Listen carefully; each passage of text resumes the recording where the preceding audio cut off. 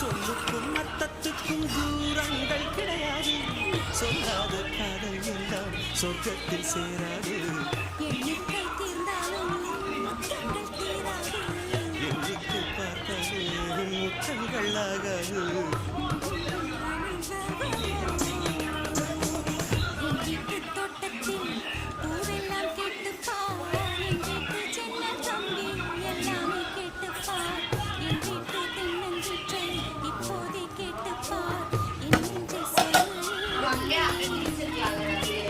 உன் வீட்டு தோட்டத்தில் பூவெல்லாம் கேட்டுப்பார். உன் வீட்டு ஜன்னல் கம்பி எல்லாமே கேட்டுப்பார்.